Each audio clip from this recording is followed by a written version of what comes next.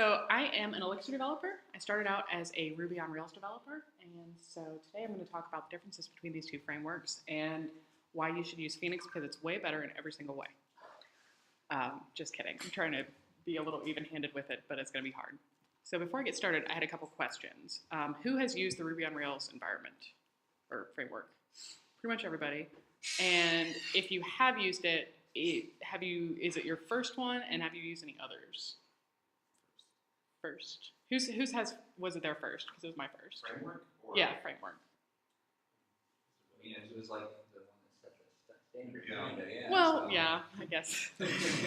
There weren't a lot of other ones beforehand, but if you came into it late, maybe, I don't know. Okay. So, first question is, why do we use frameworks? For web development, it's kind of the standard now.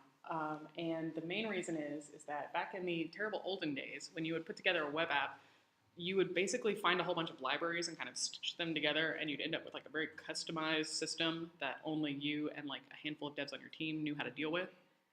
And it was just very tedious and boring to set up the same things over and over again. So Ruby on Rails was kind of the first solution to this problem that was kind of all in one. Came out in 2004, as you all probably well know.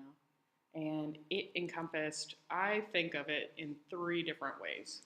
Kind of the first one is web app stuff. If you have a web app, it's basically I have information on a server and I want to get it to my users via the internet.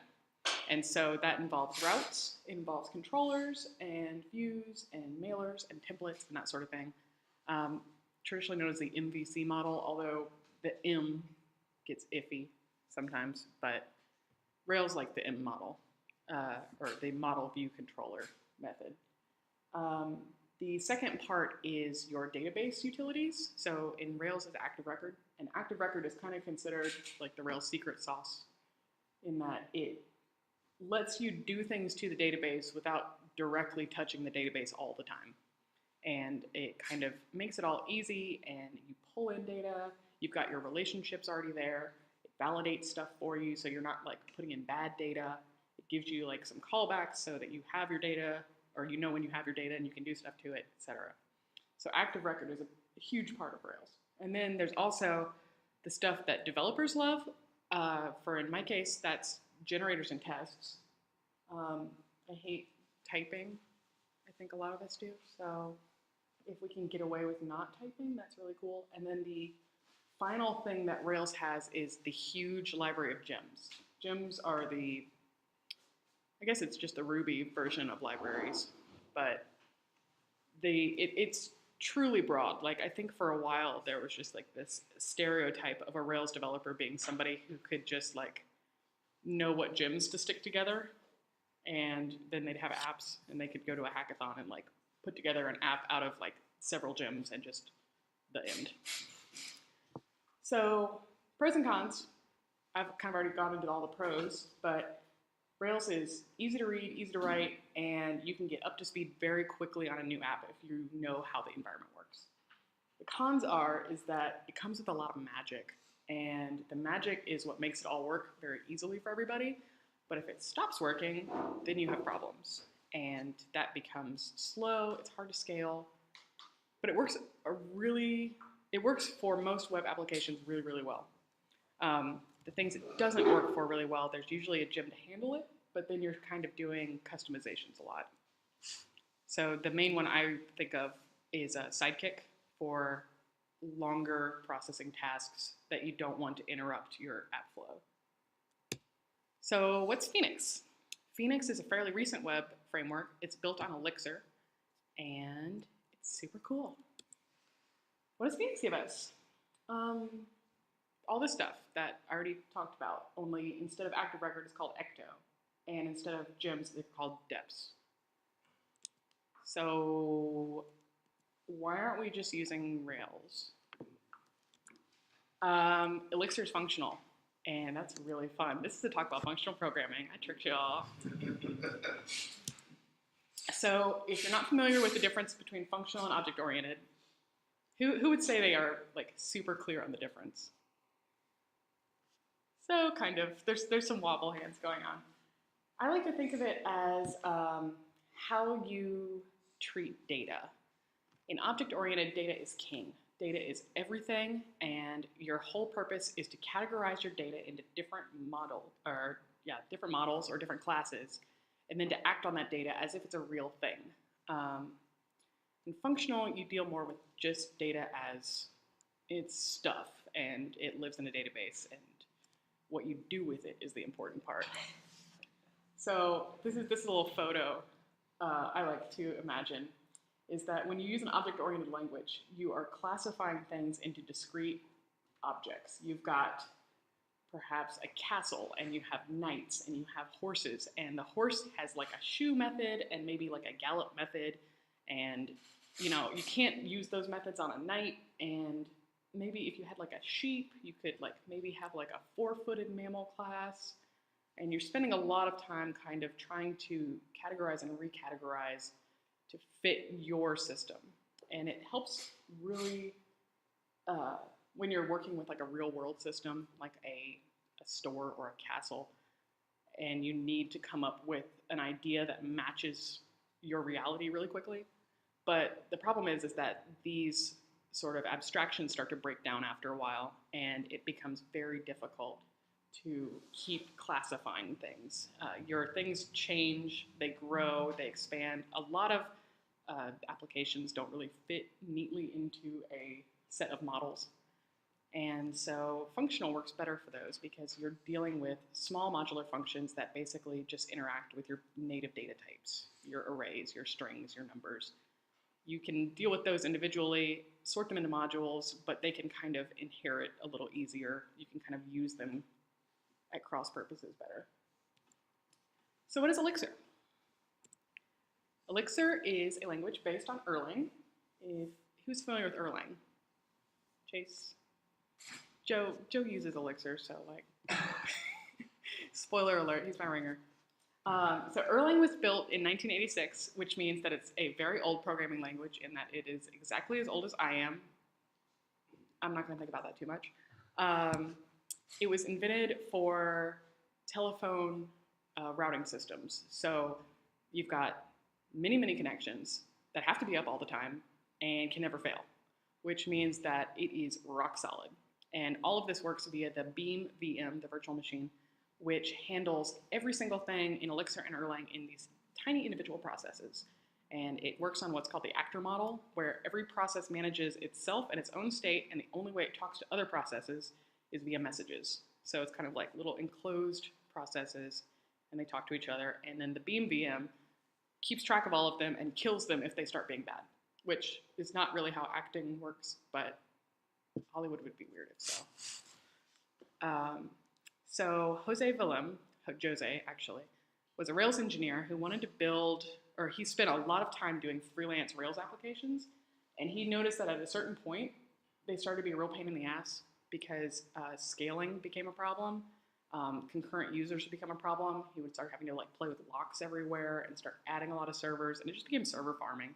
And there's like an expression in the Rails universe where it's like you should treat your servers like cattle and not pets. And it's like you're just managing servers after a point. And so he was like, gotta fix this. Let's find a language that deals with this well, and let's put a layer on top of it to make it more Ruby-like. And that's what Elixir is. And so like some guy was like, good idea. Paraphrasing. Yeah.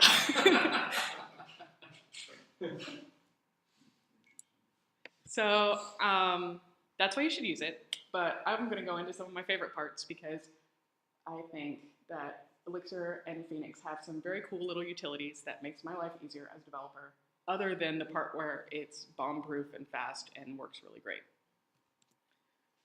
So the first thing I want to talk about is pattern matching. Pattern matching is a very functional format where the difference, when you write functions, it looks at the arguments you send the functions, and it will only run a function if the arguments match what you send it. So what you can do is write the same function multiple times with different arguments, and then it is smart about it, and you can run it. So I just want to show an example because that sounded really weird. So this is just a little recursive function that calculates the sum of items in a list. And Elixir lists are all linked lists. So that's why we have this sort of head and tail business. And so I have 3 functions here, all called calcsum. So they're all actually the same function. And as we see, we go from the top to the bottom. We have the first version of it takes just an empty array. So it's an empty list and the accumulator. And if I present it with a list that is empty and an accumulator, it will just spit out the accumulator. So we're done adding the list.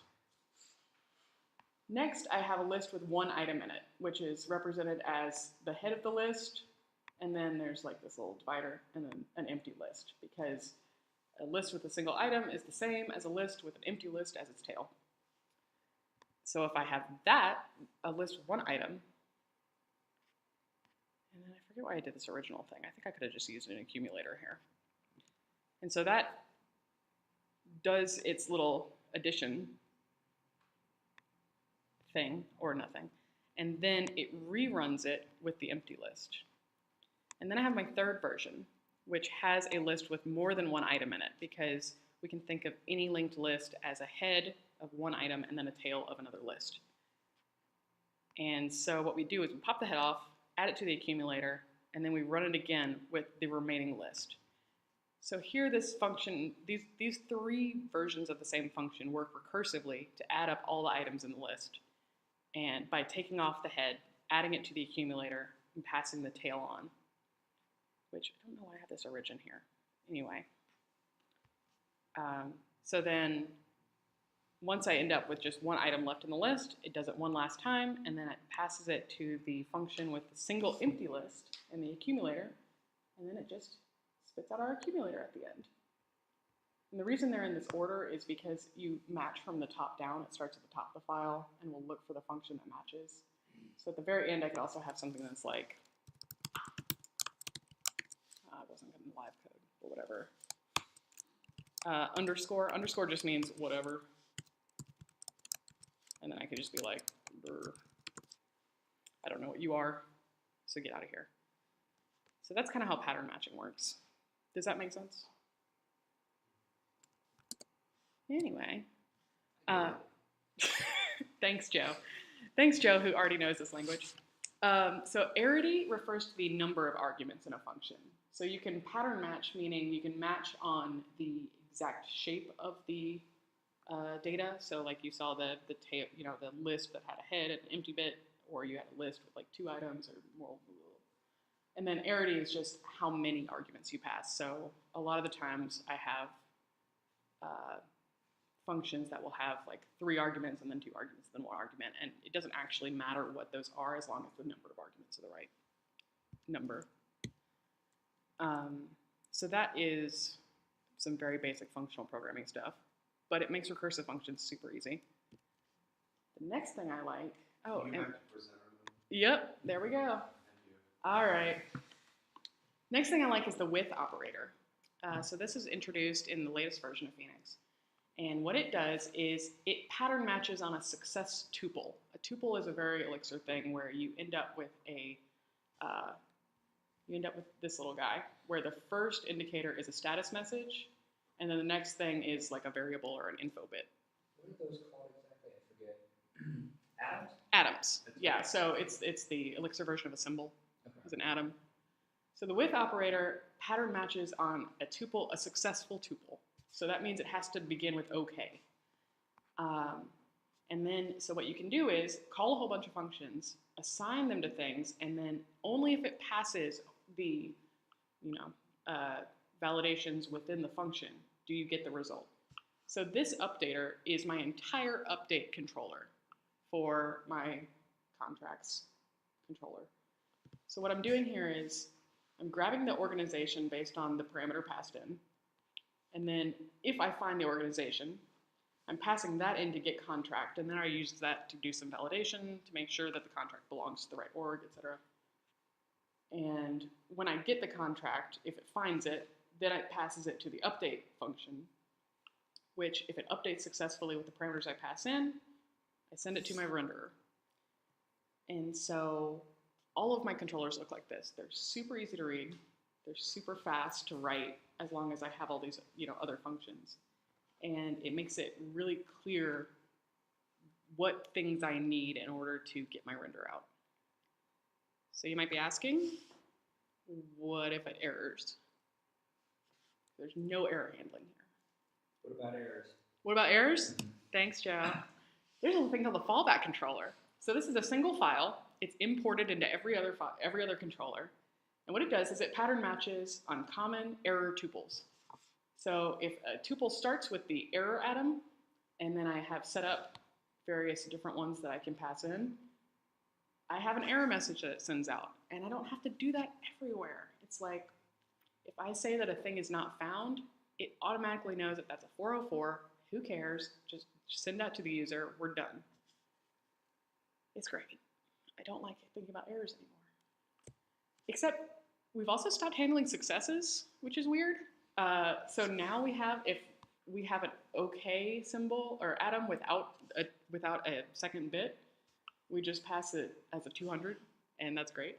And then also we have this renderer. The renderer is smart about, it uses pattern matching to discover like what renderer to use, like which little template. So we just kind of tell it, if you get a thing and it's okay, render it. So now our controllers, if we go back to that one controller, I don't even have to do this part. I could just do the with OK, get organization, get contract. I could just say update the contract and let the chips fall where they may, which is super nice. Another thing that I love is the pipe operator. This is a very functional bit. You'll see this in other programming languages. So the pipe operator does is it takes the return value of the function you just passed in, and it passes it to the first argument of the next function. So a change set is like a list of changes. I'm trying to update my user. And so I've got a lot of different things I need to do, but every single one should return a solid user object. So I validate my required stuff. I validate the email format. I've got a unique constraint. I've got a token thing. All of these are small independent functions that return consistent value. So I can just pipe them all together, read straight through it. It just makes it very clear. Like, imagine doing this, I would end up with like either dot syntax, like going all the way off the page, or I'd end up with like parentheses within parentheses, and that's hard to read.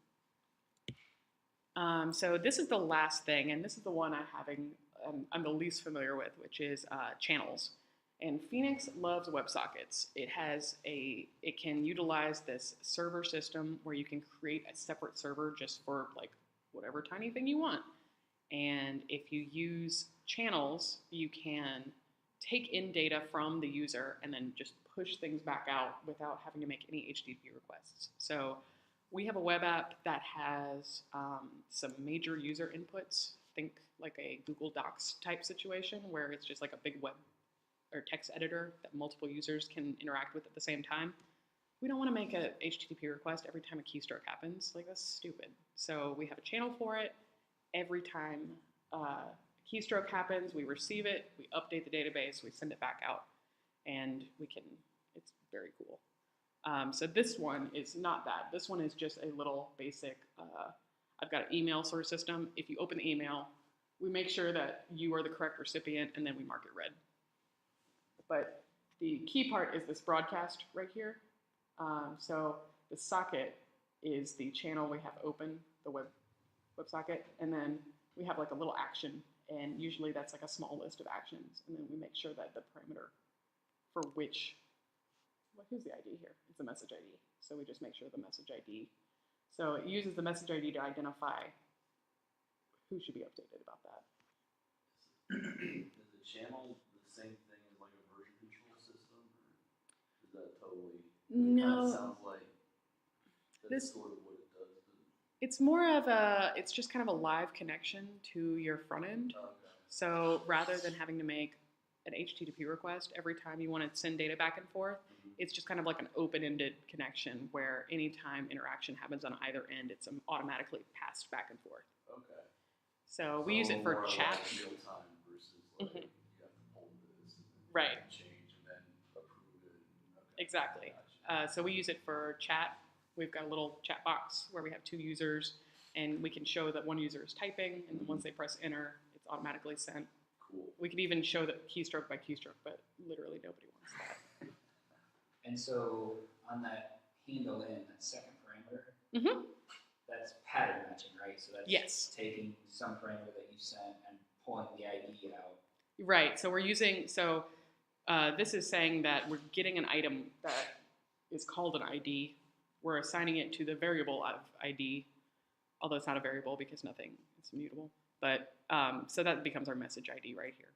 So that is what our router, that's a little bit extraneous, but usually what happens is it has something like message ID, and we want to turn it into something we can use a little bit easier. So what this function does is we get a message that says the user opened it. It has an ID on it, and we still have the same socket. We make sure that the recipient is the one that is somebody in our system, based on the ID of who's opening the socket, and that they have the ID for the message. If the recipient exists, and if they haven't read the message yet, we mark it red, and then we send that back out, and it updates. And so that the one at the bottom, then you're actually passing a data structure with ID of ID. Is Yeah. that right? So the first one's pattern matching, the second one's just passing. Yep. Building a structure and passing it. Yep. To the exclamation points, I mean, those methods have the same conditional meaning as in Ruby. Exclamation point. In Ruby, does it mean if this fails, immediately error? Because that's what this does, is if with the exclamation point at the end, it means like, it's kind of a, for serious, I mean it. That's how active record, I think, works. Yeah. But I think aren't there other conventions where it means this is going to make a change in place instead of return something? Yeah, it's probably something like that. I never know which one's the right way. All I know is like, you better be sure you know what you're doing if you use the exclamation point, because bad things will happen if it errors. Okay, so what are the pros and cons of the framework as a whole? I've already talked about how fast it is, and to re-emphasize that, microsecond response times are very common for my controllers. I'm usually like 200 U seconds, little u, as opposed to millisecond. Concurrency is built in. Like, I don't think about locks at all, which is awesome, because the one time I did have to think about locks, it sucked. Functional programming is very cool. I really like dealing with data that way. And then you also can use all the Erlang libraries. Like, they've been around for 30 years, so they're pretty solid. The cons are there is a little bit of a learning curve. I showed you a little bit of how the functional stuff works. If you're not familiar with that, it's a little bit of getting used to. The Ecto database library is not as good as Active Record. Active Record makes everything super, super easy, but it has some trade-offs. Ecto is a lot closer to just writing a SQL query.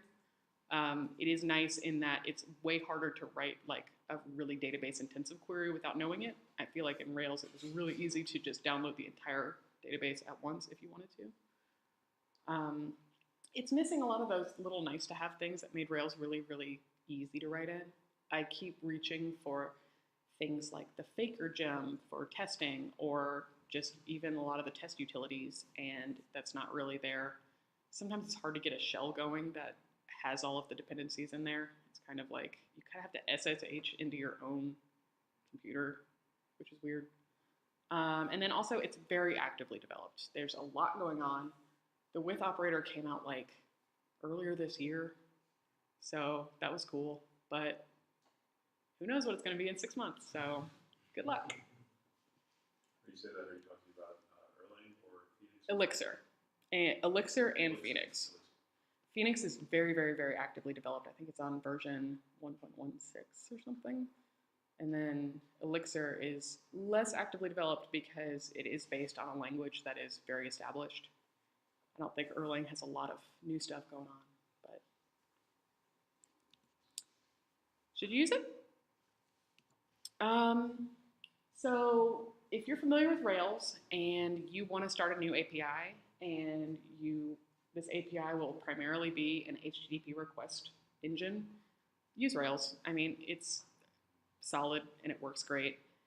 If you need to have a prototype of something, if you have a small team that will be using something, like if it's an internal to your app, or not internal to your app, if it's internal to your company or a small business or something, or not even a small business, a large business, it'll be fine. However, if you want to try functional programming, or if you're trying to do like an IoT thing where everything's concurrent all the time, or if you're trying to do like something that has, Joe was telling me about an application he had that had some very heavy processing operations that could like block things up for like half an hour, use Phoenix and you can ramp up to it. It doesn't take very, very long, although it does take a little bit of time. So maybe try it. Thank you.